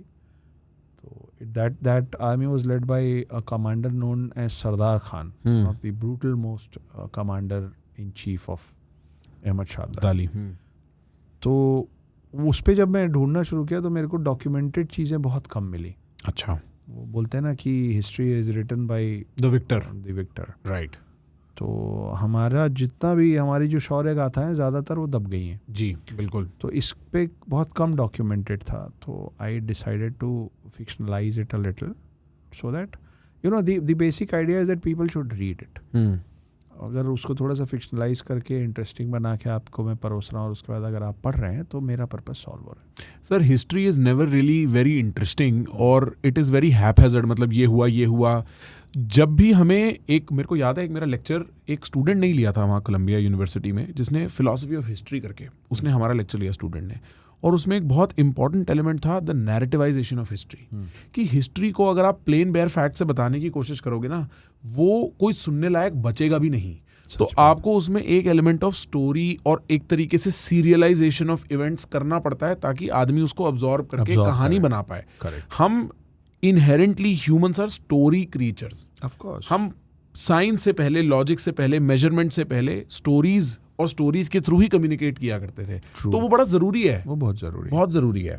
तो इसके आसपास ये कहानी है, 2 पार्ट में आएगी। पहला part is already released, second part release होगा नवंबर-दिसंबर इसी साल। अच्छा, बैक टू बैक ही? क्योंकि मैं खुद पसंद नहीं करता हूँ ना, पेशेंस का भी एक अवधि होता है। जी जी जी। अब मैं आज आपको फर्स्ट पार्ट दूं, उसके बाद मैं बोलूँ कि अब मैं सोच रहा हूँ कि मैं सेकंड में क्या लिखूंगा, तो वो ठीक बात नहीं है। तो मेरे पास पूरी कहानी रेडी है। अच्छा। और सेकेंड पार्ट पे मैं काम करना शुरू कर दिया। थोड़ा सा अभी डिले इसलिए हो रहा है क्योंकि मैं इस बुक के प्रमोशन में 1-2 महीने लगे रहने वाला हूँ। पर November before the end of this year मैं तो ऑन कैमरा बोल रहा हूँ, you will have it. And it is a continuation of Naga Sadhus and the warrior Nagas. This war itself. This war itself. Yes, अच्छा। yes, yes. इसी को 2 हिस्सों में बताया गया है। जी जी, बट इसमें सिर्फ वॉर नहीं है, इसमें इमोशंस भी हैं, इसमें बहुत सारे जब आप पढ़ेंगे तो आपको पता चलेगा a lot of such surprises that you will not be expecting in it. तो हाँ, तो ऐसा है। अच्छा, मैं बड़ा एक्साइटेड हूँ। मेरे को ये बढ़िया। किताब कल ही मिली है, तो मैं इसको सिर्फ स्किम कर पाया हूँ, और मेरे को ऑलरेडी इसमें जो वो पूरा कम्युनिकेशन आर्मी का आपस में वो बात कर रहे हैं नागास, मैंने कुछ देखा तो उसमें मेरे को दिखा, मैं बड़ा इंटरेस्टिंग लगता है मेरे को ये एंगल। जब मैं इसके बारे में सोच रहा था, एज आई सेड कम डॉक्यूमेंटेड है, तो जब मैं सोच रहा था तो मैं वी आर इमेजिनर्स, Yes. हम कुछ भी सोच लेते हैं, तो मैं इमेजिन कर रहा था कि क्या हुआ होगा, कैसे हुआ होगा। जी भाई अगर मैं लड़ने जा रहा हूँ तो मैं अपनी कार में सब रख लूँगा, जी, स्लैगर रख लूँगा जो भी, लेकिन अगर मैं इस थॉट से नहीं निकल रहा हूँ कि मैं लड़ने जा रहा हूँ तो मेरे पास हथियार नहीं होगा। तो शायद ऐसा कुछ हुआ होगा कि जब नागा साधुओं की तरफ से, and it is also mentioned in this, कि किसी ने तो बोला होगा कि नहीं यार, लड़ तो लेंगे मंदिर और धर्म बचाने के लिए, लेकिन हथियार कहाँ है, बिना हथियार के कैसे लड़ेंगे। तो शायद किसी सीनियर नागा साधु ने बोला होगा कि वो यहाँ पे हमला करने इसलिए आ रहे हैं क्योंकि यहाँ मंदिर बहुत है और उनको लगता है कि मंदिरों में खजाना बहुत है। पर ये बात तो सच है कि यहाँ मंदिरें बहुत हैं। तो जब यहाँ मंदिर हैं तो हर मंदिर के अंदर देवी देवताओं की मूर्ति है, और आप एक लौती ऐसी कौम है जिसके हर देवी देवता के हाथ में अस्त्र और शस्त्र है, तो उनकी प्रार्थना करो और उनसे उधार ले लो। तो जो नागा साधु दुर्गा माँ के उसमें घुसे होंगे वो तलवार लेके निकले होंगे, जो हनुमान जी के में घुसे होंगे वो गदा लेके निकले होंगे, जो शिव जी के में घुसे होंगे वो त्रिशूल लेके निकले होंगे। तो आप सोचो कि उस आर्मी के पास किस तरीके के रेंज ऑफ वेपन्स होंगे, जिसको जो मिला वो लेके लड़ गया। कुछ के पास नहीं होगा तो वो खुद वहाँ क्रिएट किए होंगे बैक लाइन में बैठ के, कोई लड़ते लड़ते गिर गया होगा, मर गया होगा, तो उसका वेपन उठा के लड़े होंगे। Brave, very very brave. आपकी नागा साधुस वाले एंगल में इंटरेस्टेड कैसे हुए? मतलब ये इतना it's a very under discussed angle generally speaking. या हुआ ये था कि the hidden Hindu did very well. Yes. We have sold around 7 lakh copies in last 1.5 years. People are loving it. And I was searching for another story, which is when a very nice gentleman who first became my producer, now he has become a very good friend. उनका नाम है mister Sandeep Lejil. He is the owner of a production house called Bake My Cake Productions, जिन्होंने 10वीं पास film बनाई थी Abhishek Bachchan sir के साथ, और बाटला house was a very good film with Mr. John Abraham. So he approached me, he said कि I am wanting to create a film on this subject, I want you to write. तो I said कि ठीक है, मैं देखता हूँ क्या हो सकता है. Then I started researching and understanding them better. थोड़ा बहुत जानता था पर इतने अच्छे से नहीं. So I created a story for him, and when his team and he read it, they were super happy. They said, this is definitely, you showed us a film in your narration. Which is when me and my team along with him decided to also first create a book out of it. So there's going to be a movie also? हाँ, तो the visual rights is already sold. It's when the Hidden Hindu पे भी तीनों part में film बन रही है. The visual rights of that film is taken by Dhoni Entertainment. अच्छा. Dhoni Entertainment as in MS Dhoni Entertainment. Yeah. अच्छा, अरे वाह. Which is run by my bhai's wife. अच्छा. Sakshi. So she owns that production house and they have bought the visual rights. ये संदीप भाई ने ले लिया है, तो दोनों पार्ट पे फिल्म बनने वाली. मेरे को लगता है ये जॉनरा बड़ा इंटरेस्टिंग होने वाला है, not just in cinematic, even animation. हम जब भी सोचते हैं रामायण की, मेरी जनरेशन में सबसे जो एक्सेसिबल कॉल बैक है ना, वो जापानीज एनिमेशन है जो रामायण की हुई थी. Yes. तो हम मतलब इतना ओपन स्पेस है फॉर व्यूअरशिप. Yes. इंडिया का सेंटिमेंट इतना लार्जली इंटरेस्टेड है ये सब जानने को और विजुअलाइज कर पाने को. Right. बिकॉज अब बुक्स जो हैं कुछ लोग पढ़ते हैं, बहुत लोग पढ़ते हैं, बट उतने नहीं पढ़ते जितने टेलीविजन के आने से पहले पढ़ा करते थे. मेरे को लगता है ये कितना इंपॉर्टेंट मीडिया जॉनरा होने वाला है. ये कहानियाँ इतनी इंपॉर्टेंट होने वाली हैं. मेरी किस्मत अच्छी थी, मेरे को मेरे पापा रोज़ रात को सोने से पहले ये कहानियाँ सुनाया करते थे. जैसे आप सुग्रीव बाली की बात कर रहे थे, ये सब मेरे को मेरे पापा ने बचपन में सुनाई, और इतना नेचुरल क्यूरियोसिटी के साथ मैंने वो सुना. एक बेसिस, एक फाउंडेशन बनता है. बहुत ओपन स्पेस है। इनफैक्ट NRIs में तो सबसे बड़ा क्वेश्चन ये है कि हम अपने बच्चों को कहानियां सुनाना चाहते हैं, पर हम कहाँ से सुनाए, हमारे पास तो वक्त है नहीं, हम तो कॉर्पोरेट में मैं हूं ना। ये आपको एक कहानी सुनाता हूँ, कितनी किंवदंती है और कितना सत्य है मुझे नहीं पता, ओके, पर मैंने रिसेंटली ये बात किसी से सुनी और मुझे बहुत इंटरेस्टिंग लगी, तो मुझे लगा कि मैं बताता हूँ। एक बहुत बड़ी बिजनेस फैमिली है हमारे देश की, नाम मैं नहीं बताऊंगा, नाम आप पूछिएगा मैं मत, लोग आपके कमेंट्स में जो चाहें उसका जवाब दे सकते हैं। तो वो आज से 3-4 पीढ़ी पहले देवर सुपर पुअर, बहुत ज़्यादा गरीब थे, और वो हिंदूज़ नहीं है। तो उनमें जो उस समय जो लेडी ऑफ द हाउस थी, शी वॉज ऑलवेज वरिड कि यार मतलब क्या करूं, कहाँ से करें, कुछ भी करते हैं नहीं चलता है ये वो। तो उनके आस पड़ोस में कोई हिंदू महिला रहती थी। उन्होंने बोला कि हम तो लक्ष्मी जी की पूजा करते हैं। बोले ये क्या है? तो उन्होंने बताया कि लक्ष्मी जी की पूजा हम इस वजह से करते हैं, वो धन धान्य की देवी हैं, और तो आप चाहो तो आप भी करो। तो उन्होंने बोला कि ठीक है, आप बताइए कैसे करते हैं। तो उन्होंने पूरा विधि विधान बता दिया, मंत्र दे दिया, ये कीजिए वो कीजिए। तो ये लगी करने, ये खूब पूजा की, मतलब मैं 4 पीढ़ी की बात कर रहा हूँ, ज़्यादा से ज़्यादा 300-400 साल पकड़ लीजिए, अगर सब 100 साल जिए होंगे तो भी, मुझे एग्जैक्टली नहीं पता। मैंने बोला मैंने कहीं से ये सुना, और जो जहाँ से मैंने सुना उसी रीजन से सुना जहाँ के वो ये लोग ओरिजिनली हैं। तो वो खूब पूजा पाठ की। एक दिन लक्ष्मी जी सही में उनकी झोपड़ी में आ गई, सच में, और बोली कि मैं तुम्हारी पूजा से बहुत प्रसन्न हूँ, मांगो क्या मांगती हो। तो उसने बोला कि बस यही मांगती हूँ कि अब जो आप इस घर में आ गए ना, इस घर में इस झोपड़ी से कभी जाइएगा मत। तो बोली कि नहीं, ये तो मैं नहीं कर सकती, मेरे हाथ में ही नहीं है। उनका विष्णु जी के साथ कॉन्ट्रैक्ट है ना, तो उसमें एक क्लॉज लगा हुआ है कि आप जब चाहें पृथ्वी में जिस इंसान को जितना चाहें दे सकती हैं, पर मैं जब चाहूँ वापस ले लूँगा। तो जब ये वाला इनको लक्ष्मी जी को जब ये गिफ्ट मिला था विष्णु जी से विद दिस क्लॉज, तो ये बात वैकुंठ धाम में फैली, तो सरस्वती जी तक पहुँचे। तो सरस्वती जी आई विष्णु जी के पास, बोले फाउल है, हमको भी चाहिए गिफ्ट। तो बोले आप मांगिए, आप क्या मांगती हैं? तो सरस्वती जी ने बोला मेरे को जो देना दीजिए, लेकिन लक्ष्मी जी से बेहतर होना चाहिए, मेरा गिफ्ट बेटर होना चाहिए। तब विष्णु जी ने बोला था कि ठीक है, आप पृथ्वी में जिस व्यक्ति को चाहें, जितनी विद्या चाहें दे सकती हैं, उसको मैं भी वापस नहीं ले सकता। तो इसलिए एक बार विद्या आ गई तो है, पैसा आता जाता रहता है। तो लक्ष्मी जी ने बोला ये नहीं हो सकता, मैं रुक तो नहीं सकती, जाना तो मेरे को पड़ेगा, कुछ और मांग लो बेटा। तो ये महिला थोड़ी देर सोची, बोली ठीक है, मैं आपको एक गिलास पानी पिलाना चाहती हूँ, जब तक मैं वो एक गिलास पानी ला के आपको नहीं पिलाऊंगी तब तक आप यहाँ से नहीं जाएंगी।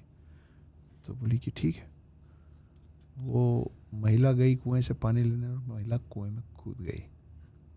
शी नेवर रिटर्न्ड, क्योंकि वो पानी पिया नहीं तो जा नहीं सकती। तो उन्होंने वचन दिया था कि जब तक तुम मेरे को अपने हाथ से पानी नहीं पिलाओगी तब तक नहीं जाऊंगी। तो ये माना जाता है कि उनके घर और उनके परिवार में लक्ष्मी जी फंस गई, आज तक फंसी हुई।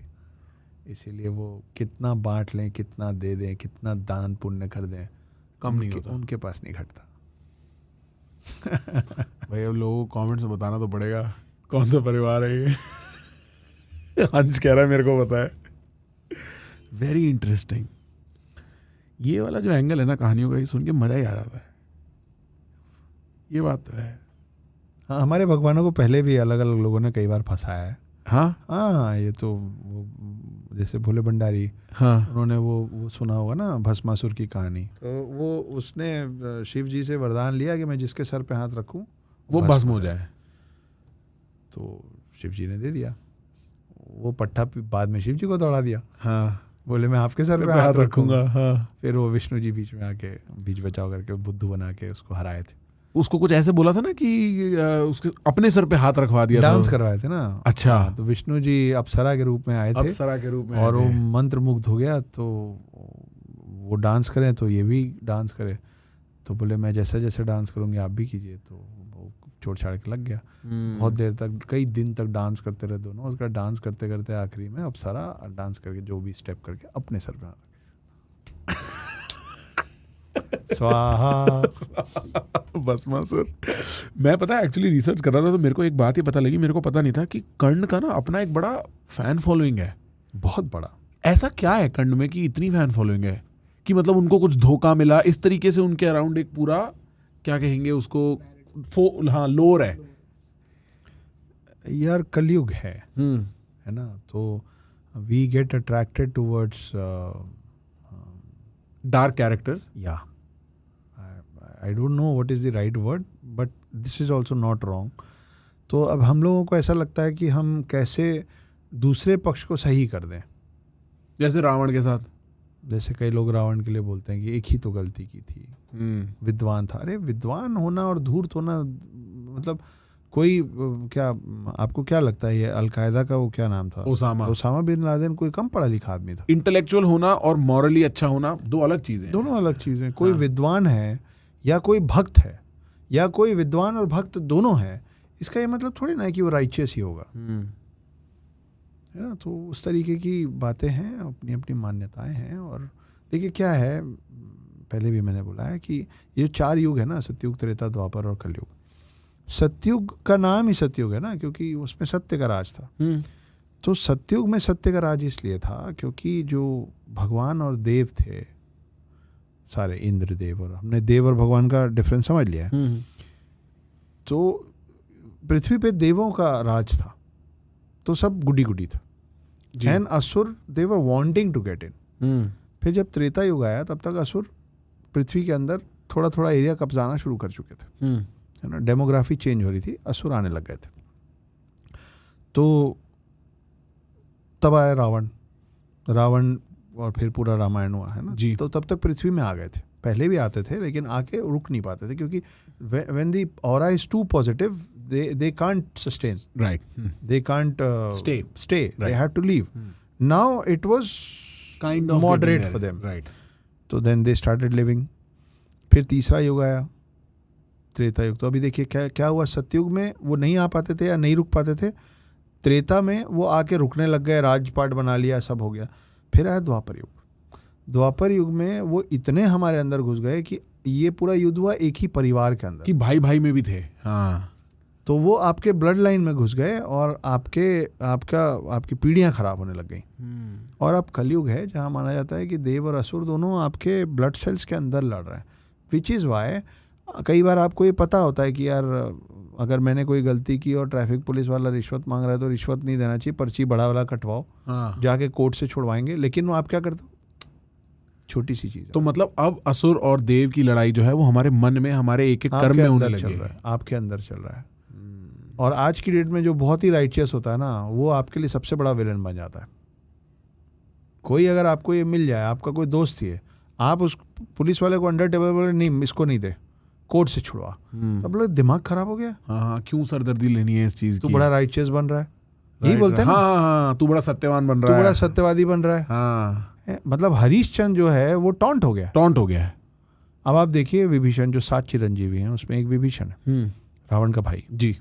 वो बेचारा अपने भाई से धोखा किया, पूरे लंका से धोखा किया, खुद असुर था, अपने पूरे क्लैन से धोखा किया. क्यों किया? आपके राम के लिए जी.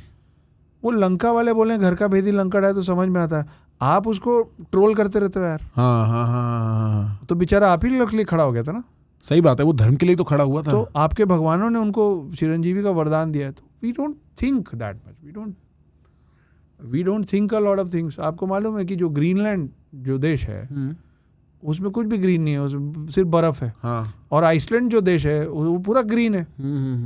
हम सोचते ही नहीं. एक कहावत है कि एक चना भाड़ नहीं फोड़ सकता. हिंदी की एक कहावत है कि एक चना भाड़ नहीं फोड़ सकता. दूसरी तरफ एक और कहावत है कि एक मछली सारे तालाब को गंदा कर देती है. आई नो कि ये दोनों अलग अलग कॉन्टेक्स्ट में हैं, अलग अलग रेफरेंस में, लेकिन है ना. हाँ. तो हर चीज़ के 2 पक्ष तो होते ही हैं जी. तो ऐसी बहुत सारी चीज़ें हैं. बट अक्षय जी, आपके पास मेरे लिए कोई सवाल या कोई बात? नहीं यार, मैं तो मेरी आदत पड़ गई जवाब देने की. मैं समझ सकता हूँ. किसी दिन हम इसको उल्टा करेंगे. मैं बैठूंगा उस तरफ. मेरी किस्मत होगी वो, अगर मैं कभी कर पाया सवाल. बट अक्षय जी, आपके वक्त के लिए, आपकी कहानियों के लिए थैंक यू सो मच, और आपकी इतनी पॉजिटिव एनर्जी के लिए thank you so much. Thank you. मेरे को बहुत मजा आया आपसे बात कर. कोई भूल चूक हुई होगी तो उसके लिए क्षमा. नहीं. द नागा वॉरियर से यार बड़ी मेहनत करके हमने किताब लिखी है. और इस पे फिल्म बन रही है, मतलब इंटरेस्टिंग तो होगी, तभी तो फिल्म बन रही है। 100%। तो फटाफट पढ़िए और बताइए कैसा लगा। ये Amazon पे मिल जाएगी आपको, आपके सब नियरेस्ट बुक जगह। स्टोर्स पे मिल जाएगी आपको, या आपके एयरपोर्ट्स पे मिल जाएगी। जाइए, किताब खरीदिए, पढ़िए, कुछ अच्छा पढ़िए दोस्तों।